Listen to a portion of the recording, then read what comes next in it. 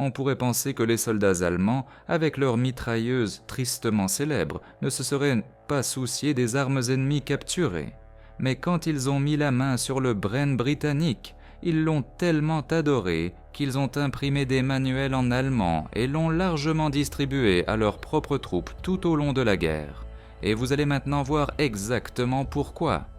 Bon, commençons d'abord par examiner ce qui a conduit à la création du légendaire Bren, dans les années précédant la Seconde Guerre mondiale. Alors que les tensions à travers le globe s'intensifiaient, l'armée britannique réalisa que ses meilleures mitrailleuses étaient encore exactement les mêmes que celles de la Première Guerre mondiale. Le fusil mitrailleur Lewis, avec ce chargeur circulaire plaqué au-dessus de ce qui ressemble à un canon de pièces d'artillerie, pesait presque 14 kg à vide.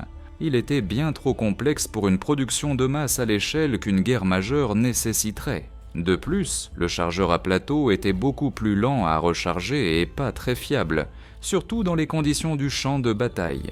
Et sans système de changement rapide de canon, le tir soutenu était pratiquement hors de question. La Vickers résolvait le problème de surchauffe avec son système de refroidissement par eau.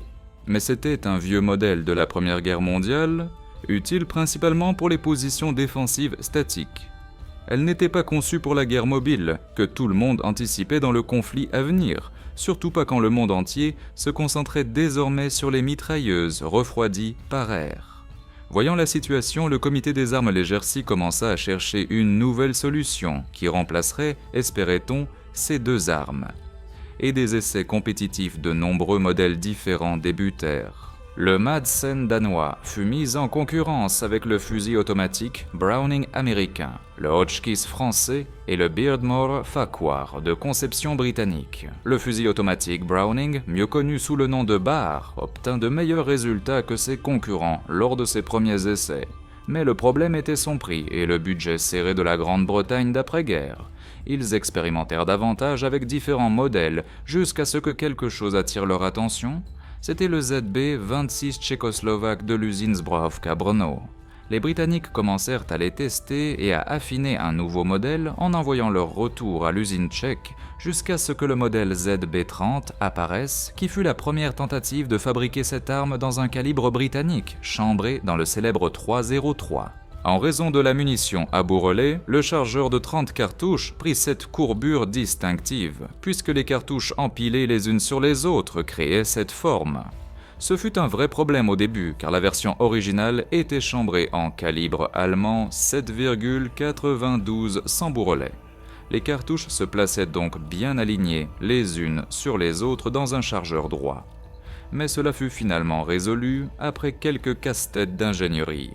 Les soldats plus expérimentés apprirent à charger 27 ou 28 cartouches au lieu de 30. Ainsi, le ressort du chargeur n'était pas sous pleine tension, ce qui réduisait le risque de problèmes d'alimentation. Voyez-vous, parce que la 303 était une cartouche à bourrelet, le chargement du chargeur nécessitait une attention précise. Chaque cartouche devait être chargée de sorte que son bourrelet se place devant le bourrelet de la cartouche précédente.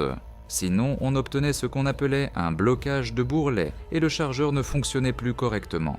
Il y eut encore quelques perfectionnements pendant la phase de test et bientôt les prototypes furent soumis à des tests d'endurance, tirant plus de 140 000 cartouches. Les ressorts de recul se cassèrent plusieurs fois pendant ces tests, mais personne ne s'en aperçut même jusqu'à ce qu'il s'arrête un dit pour le nettoyage de routine.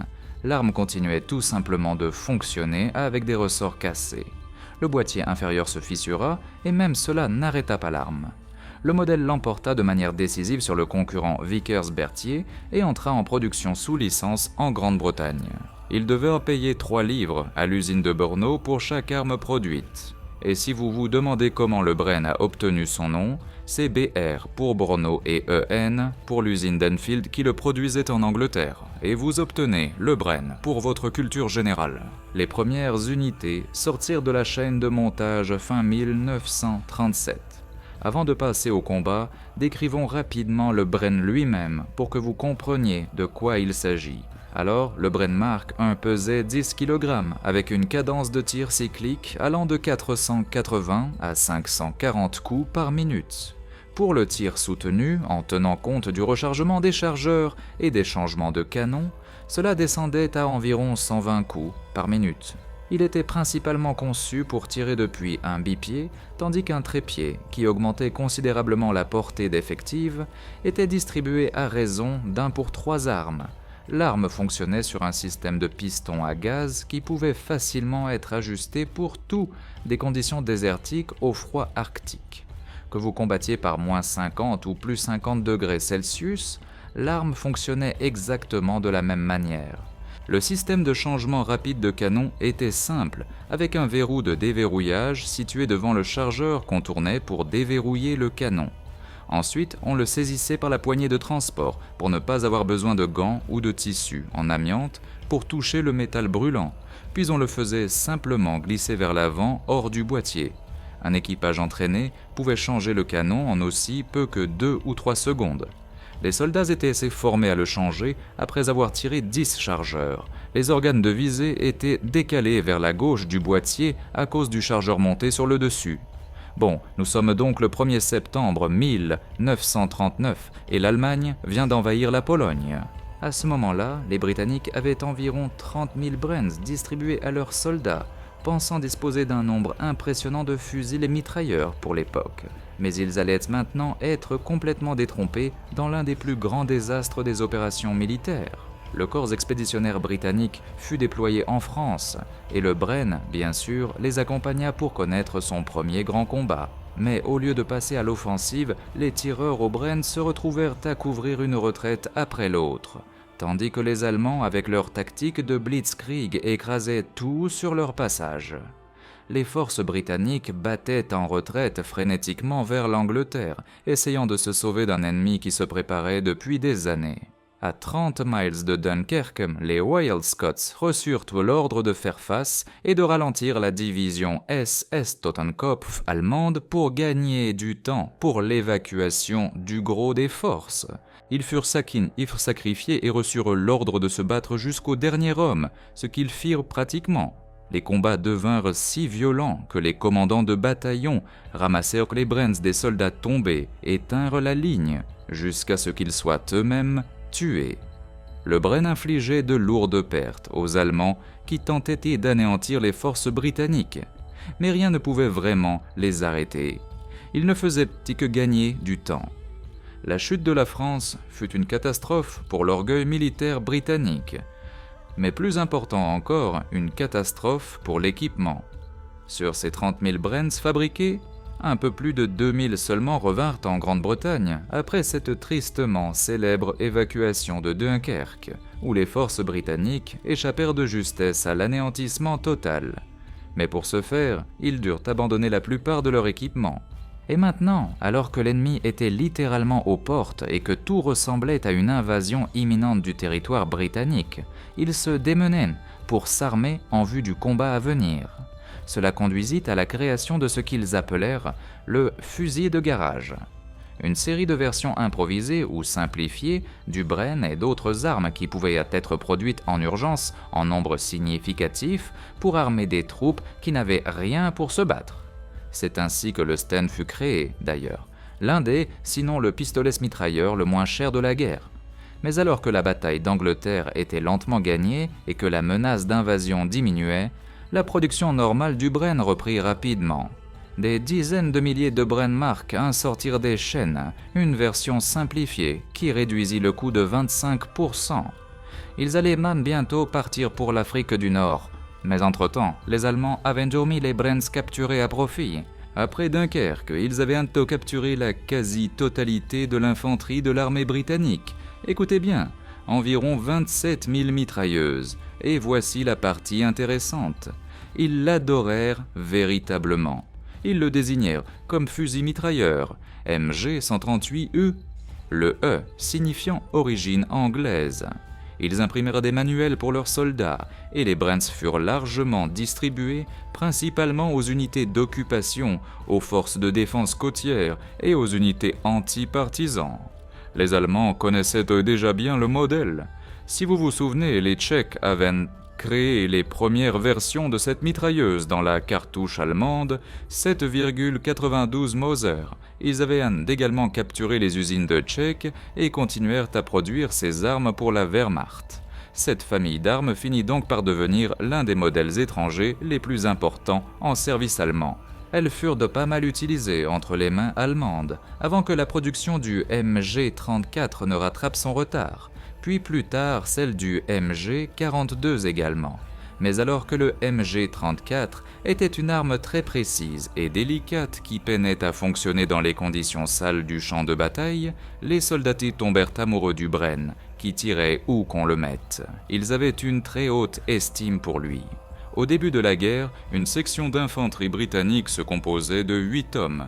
Il y avait le chef de section, un tireur au Bren et son assistant, et 5 fusiliers.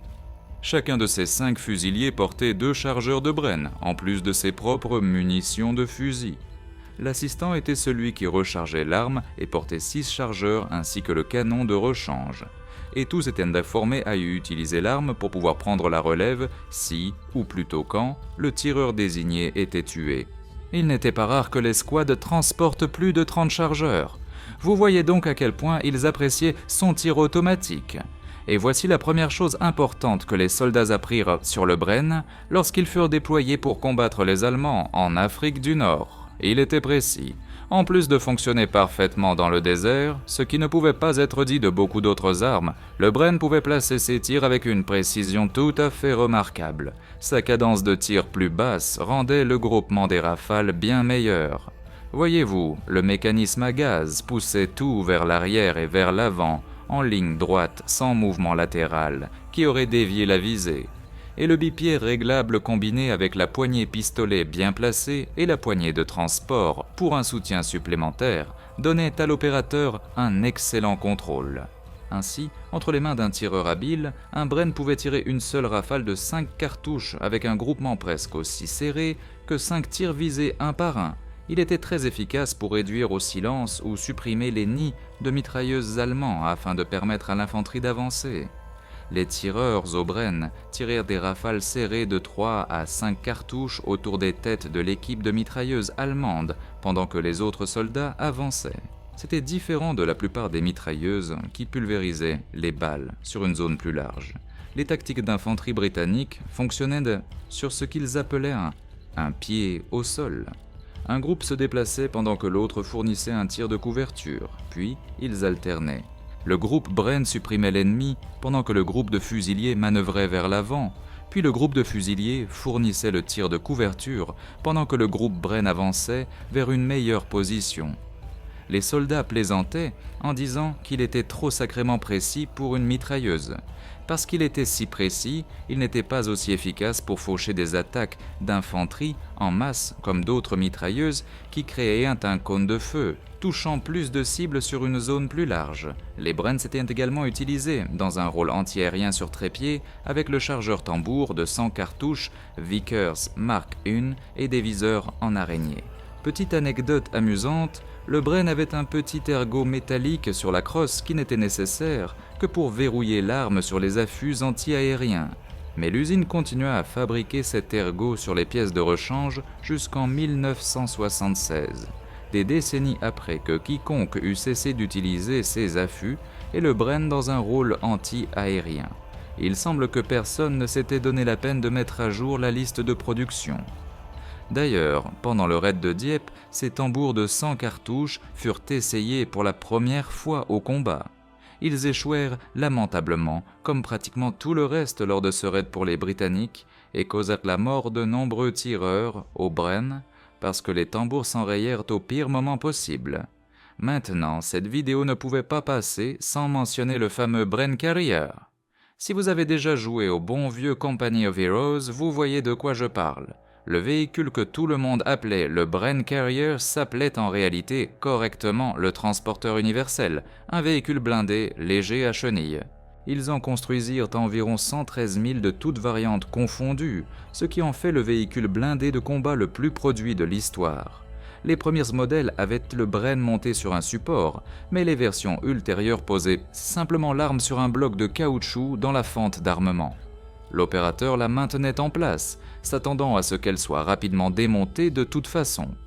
et en plus du montage standard du Bren, les transporteurs furent modifiés pour accueillir des fusils anti-char Boys, des mitrailleuses lourdes Vickers, des mortiers, des lance-roquettes Piat ou même des mitrailleuses lourdes Browning de calibre 50 sur les versions de fabrication américaine. Il y avait même la variante lance-flamme Wasp. L'une des actions les plus incroyables impliquant le Bren de toute la guerre se produisit tout à la fin, en avril 1945, quelques semaines seulement avant la capitulation de l'Allemagne. Le caporal Thomas Peck Hunter était un commando des Royal Marines, âgé de 21 ans, et son unité attaquait des positions allemandes dans le nord de l'Italie. Le problème était que les Allemands avaient établi une ligne défensive avec 9 mitrailleuses et des mortiers, couvrant environ 200 mètres de terrain complètement à découvert. Alors Hunter saisit son Bren et sprinta tout simplement à travers ce terrain découvert, tirant depuis la hanche tandis que les Allemands ouvraient le feu sur lui de toutes les directions. Il rechargea en mouvement, atteignit les positions allemandes, puis nettoya quelques maisons tout seul. Il captura même 6 soldats allemands. Mais ensuite, sa troupe se retrouva clouée au sol en essayant de le suivre à travers le terrain découvert. Alors Hunter grimpa sur un tas de décombres et se fit délibérément une cible. Tirant avec son Bren, il attira le feu allemand sur lui pour que ses hommes puissent avancer. Il continua à tirer jusqu'à ce qu'il soit touché à la tête par une mitrailleuse allemande. Il reçut la croix de Victoria pour son action. Quant au Bren, la fin de la Seconde Guerre mondiale ne signifia pas la fin de son service. Bien au contraire, quand la Grande-Bretagne adopta la cartouche, autant 7,62 par 50 et 1 mm dans les années 1950, ils eurent un choix à faire. Ils pouvaient soit développer un fusil mitrailleur entièrement nouveau, soit convertir l'inventaire existant de Brens. Les tests montrèrent que la conversion était plus rentable, et c'est ainsi que le fusil mitrailleur L4 entra en service à partir de 1955. La conversion nécessita pas mal de modifications pour accueillir la nouvelle cartouche sans bourrelet. Le plus visiblement, ce chargeur courbé n'était plus nécessaire avec des munitions sans bourrelet, et il fut remplacé par un chargeur de 30 cartouches presque droit. Seuls quelques milliers d'armes de la série L4 furent ainsi produits avant que le FN Maj à bande ne les remplace finalement dans le rôle de soutien de feu soutenu. La guerre de Corée vit les forces britanniques et du Commonwealth déployer les vieux Brens en 303 contre un ennemi qui utilisait le même modèle. Les forces chinoises portèrent des VZB 26 capturés et de fabrication chinoise en 7,92. Les deux camps se tiraient donc dessus avec pratiquement la même arme. Ces armes servirent également lors des conflits post-impériaux de la Grande-Bretagne. Pendant l'insurrection malaise de 1948 à 1960, le poids plus léger du Bren le rendait préférable aux armes à bande dans la guerre de jungle. Des unités du SAS Orandi déployaient des Brens L4 pendant la rébellion du Dhofar à Oman, où l'économie de munitions était un gros problème lors des opérations prolongées dans le désert. Mais c'est l'armée indienne qui maintint l'utilisation continue la plus longue du modèle Bren. Elle fabriquait des Brens dans une usine auxiliaire depuis 1942 et la production se poursuivit jusqu'au XXIe siècle. Des photographies de 2009 montrent des soldats indiens utilisant encore des Brens en 7,62 de production nationale. Le modèle fut finalement retiré du service indien en 2012, représentant plus de 70 ans de fabrication continue